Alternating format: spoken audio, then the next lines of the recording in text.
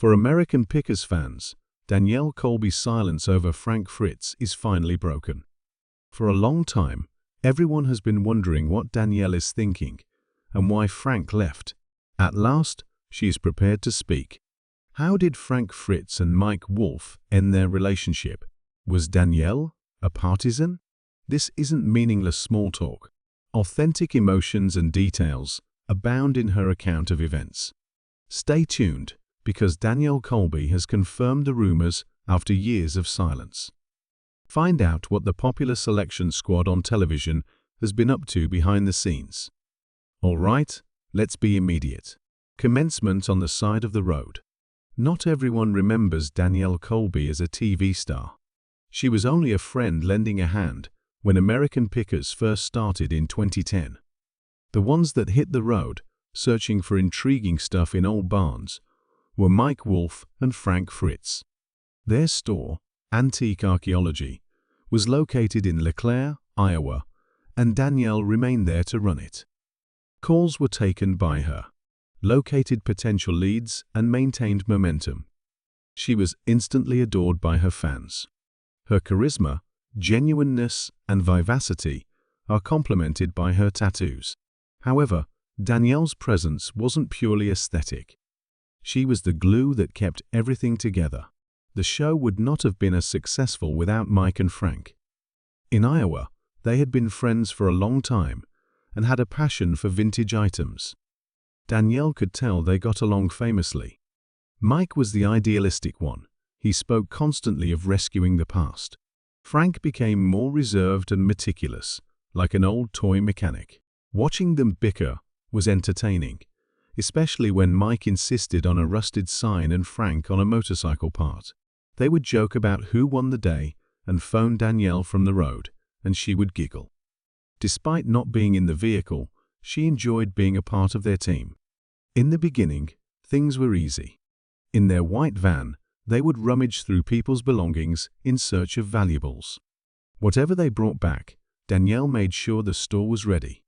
She would listen as they recounted their travels, usually involving the discovery of a used bike or an old sign that they would then assist in repurposing. Inquiries regarding Mike and Frank began pouring into the store as word got out that she was there. As thrilling as it was, Danielle sensed that this would not be the case indefinitely. The show was expanding, and with expansion came greater challenges. Mike and Frank became close friends with her. Mike, who was usually full of ideas, would push forward. The slower the better for Frank, delving into minutiae. Danielle occupied the center position. When Frank seemed exhausted, she went to see how he was doing and spoke with Mike about his plans. Both of them had faith in her. While she sensed a sense of family there, she could see the beginnings of problems even then. At times, Frank would get silent, and Mike would exert a bit too much pressure. Not much has happened thus far, although there are some clues as to what may happen in the future. Television is quite popular. American Pickers went viral in an instant, and Danielle Colby was there to witness it all. Slowly, it began. For years, Mike had been presenting the concept while capturing shaky footage. Climbing into crumbling barns and becoming filthy, he would drag Frank along. From the shop, Danielle dug up leads to help them. Because they assumed no one would watch two men sorting through trash, networks repeatedly said no. Except, Mike wouldn't give up. The History Channel gambled in 2010, and the first show drew 3.1 million viewers. Danielle was astounded. Overnight, the store became a veritable zoo. Inquisitive fans flocked to LeClaire, eager to discover the source of the enchantment. All of a sudden, Danielle was famous. Fans of her TV show begged for photos after they saw her. She would be friendly, tour them about, and mention interesting things, such as the rusted gas pump that Mike discovered. It was wild, but enjoyable. To stay up, she had to bring in more help. People were constantly giving pictures, and people were wondering where Frank and Mike were. The intensity was great, but Danielle couldn't handle it. Mike and Frank were enjoying life to the fullest. They would contact her from all around, gushing over their hauls. Mike formally discovered a massive neon sign and became obsessed with it. With the air of a prize winner, Frank took pride in his acquisition of a used fire extinguisher. No matter what they brought in, Danielle would make a note of it, chuckle, and get the store ready. The show, however, had become increasingly difficult.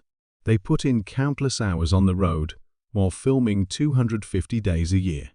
The tone of their voices conveyed that to her. Despite being defeated, they persisted.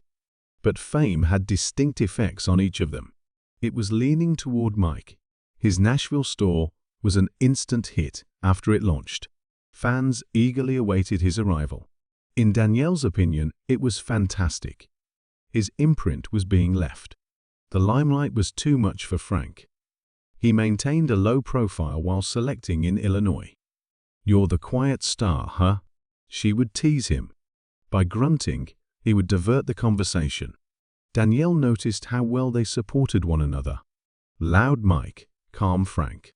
While shown on television, it was effective. She ensured that the home base remained stable. She also has her admirers.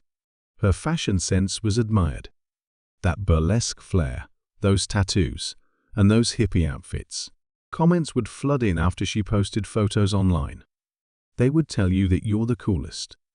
Danielle devoured it. It was worth the long days. Her admirers went absolutely crazy whenever she shared minor shop updates, much like that strange toy Frank found. However, she sensed a shift in the show's tone. Their picking was no longer the only one. Teams, strategies, and substantial funds were involved. Instead of an exciting trip, it felt more like a mundane job. The commotion persisted. The initial investment was $250,000 less in 2015 compared to other years. As the strain increased, Danielle noticed. Frank merely wished to remain authentic, while Mike aspired for each discovery to be a smashing success. From time to time, she would overhear them arguing, but it was always over minor issues. "We need a big score," Mike would say. "I am not digging for your TV moment," Frank would say, snapping. Staying focused on the shop, Danielle avoided getting involved. She relished her role as the steady, reliable one. Danielle felt a surge of pride as she reflected on the thrilling adventure. Millions of people tuned in weekly to see the show. On occasion, she would take a step back and marvel at how far they had gone. It was unbelievable, from a small shop in Iowa to screens everywhere, but she knew it couldn't last. Fame is a double-edged sword. It bestows much, but it also takes much away. She was still in the dark, but something was about to happen, she could tell. In the meanwhile, she simply ensured that the shop ran smoothly, prepared for whatever came next. Problems on the rise. It was by 2017 when Danielle Colby noticed something was wrong. Despite the show's continued success, American Pickers was experiencing some internal strife. She listened to Mike and Frank tell it all, but she wasn't picking. The show had become massive. Massive teams, demanding timelines and substantial financial stakes. With an unwavering commitment, Mike pushed for its expansion. From Nashville, he would phone her and share stories about cool things he found and ideas for the shop. Danielle admired his enthusiasm, but she detected a hint of tension in his voice. Everyone had their hands full because he wanted each episode to be spectacular. Frank was unique. He would make fewer calls, and when he did, he would sound exhausted. He had been coping with Crohn's disease, which Danielle was aware of. An increasingly excruciating pain was plaguing his gut. She would ask, "Are you okay out there?" Even though he rarely brought it up, he would dismiss it as just tired and proceed. No one pushed her. He liked to keep to himself. On the other hand, the crew had told her stories. Frank has been absent for several days and appears unwell on set.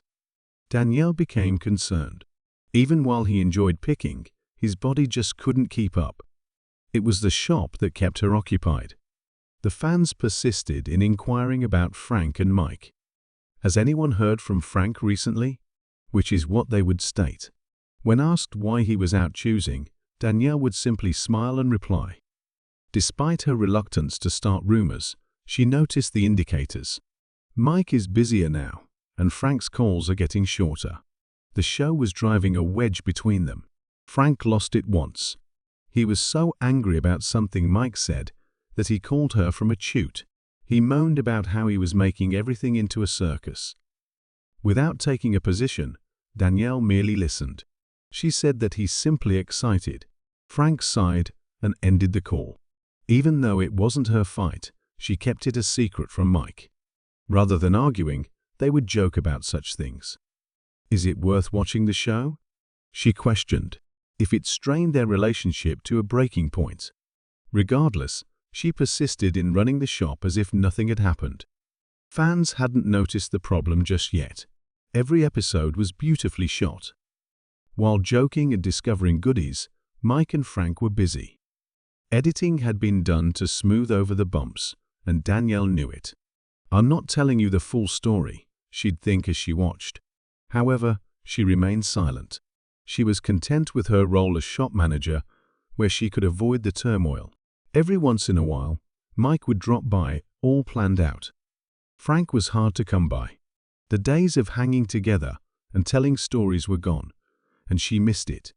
It seemed obvious that 2019 would be a monumental year. Frank's vitals were plummeting.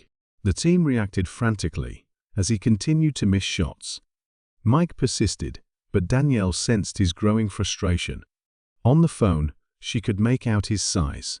Curse Frank's absence. She was at a loss for words. At this point, the act was robotic and would not pause for any audience member.